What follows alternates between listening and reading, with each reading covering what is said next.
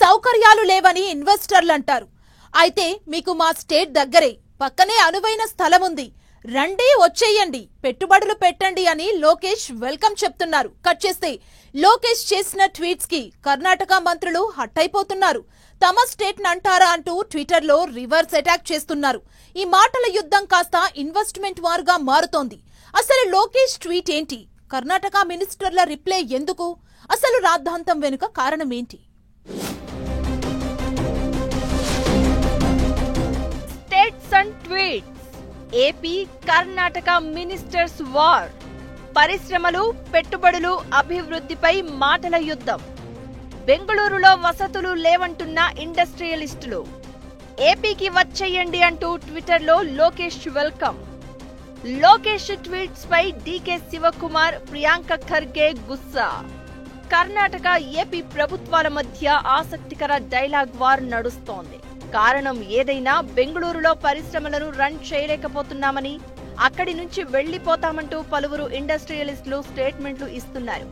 ఇదే అదునుగా రండి రండి దయచేయండి, ఏపీలో మీకు రెడ్ కార్పెట్ వెల్కమ్ అంటూ లోకేష్ చేస్తున్న ట్వీట్స్ ఆసక్తికరంగా మారాయి. గతంలో కర్ణాటకలో ఏరోస్పేస్ పార్క్ ఏర్పాటుపై స్థానికుల నుంచి వ్యతిరేకత వచ్చింది. ప్రైవేటు ఉద్యోగాల్లో రిజర్వేషన్లు కల్పించాలని కర్ణాటక ప్రభుత్వం నిర్ణయిస్తే నాస్కామ్ తీవ్ర అసంతృప్తి వ్యక్తం చేసింది. ఈ రెండు సందర్భాల్లోనూ ఆయా పరిశ్రమలకు ఏపీలో తగిన మౌలిక వసతులు కల్పిస్తామని ఏపీకి రావాలంటూ మంత్రి నారా లోకేష్ సాదరంగా ఆహ్వానించారు. ఇక బ్లాక్ బక్ అనే పరిశ్రమ సీఈఓ బెంగళూరు రోడ్ల నిర్వహణపై అసంతృప్తి వ్యక్తం చేస్తూ ఓ ట్వీట్ చేశారు. తమ పరిశ్రమను బెంగళూరు నుంచి తరలిస్తామని ప్రకటించారు. బ్లాక్ బక్ సీఈఓ రాజేష్ యాబాజీ చేసిన ట్వీట్ పై ఏపీ మంత్రి నారా లోకేష్ రియాక్ట్ అయ్యారు. బ్లాక్ బక్ పరిశ్రమను విశాఖపట్నానికి తరలించాలని కోరారు. దీంతో కర్ణాటక రాజకీయాల్లో కాకరేగింది. కర్ణాటక కాంగ్రెస్ ప్రభుత్వం చేతగాని తనం వల్లే అక్కడి పరిశ్రమలు ఏపీకి తరలించాలని చూస్తున్నాయని అక్కడి విపక్షాలు సిద్ధరామయ్య సర్కారుపై అటాక్ స్టార్ట్ చేశాయి.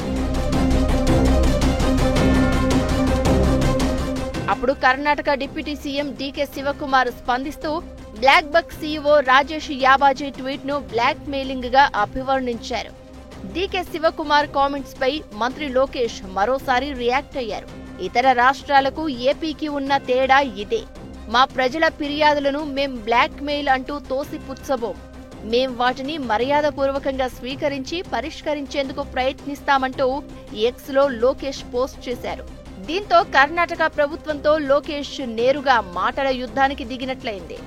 రాష్ట్రానికి పరిశ్రమలు, పెట్టుబడులు తీసుకువచ్చేందుకు మంత్రి లోకేష్ దూకుడుగా వ్యవహరిస్తున్నారు అనే దానికి ఇదో నిదర్శనమని అంటున్నారు. ఇప్పుడు లేటెస్ట్ గా మరో చర్చ తెర మీదకు వచ్చింది. కర్ణాటకకు చెందిన మాథ్యూ ఫిలిప్ అనే వ్యక్తి బెంగళూరు ఔటర్ రింగ్ రోడ్ నుంచి ఉత్తర దిక్కు వైపు ఐటీ కంపెనీల విస్తరణకు ప్రోత్సాహం ఇవ్వాలని ట్విట్టర్లో కోరారు. దీనిపై ఏపీ మంత్రి లోకేష్ స్పందిస్తూ రీట్వీట్ చేశారు. ఇదిప్పుడు సోషల్ మీడియాలో తీవ్ర చర్చకు దారితీసింది. కర్ణాటక ఐటీ మంత్రి ప్రియాంక ఖర్గేను ఉలిక్కిపడేలా చేసింది.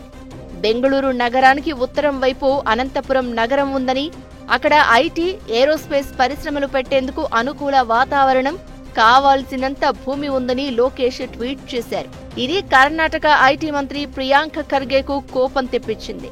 మంత్రి లోకేష్ ట్వీట్ పై కర్ణాటక ఐటీ మంత్రి స్పందిస్తూ చేసిన వ్యాఖ్యలే దుమారం లేపుతున్నాయి.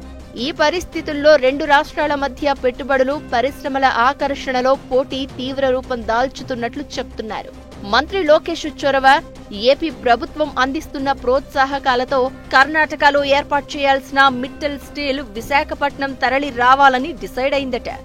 బెంగళూరులో ఏరోస్పేస్ పరిశ్రమలకు తగిన స్థలం లేకపోవడంతో ఏపీలో పెట్టుబడులు పెట్టేందుకు ఆ రంగానికి చెందిన పారిశ్రామికవేత్తలు చర్చలు జరుపుతున్నట్లు టాక్.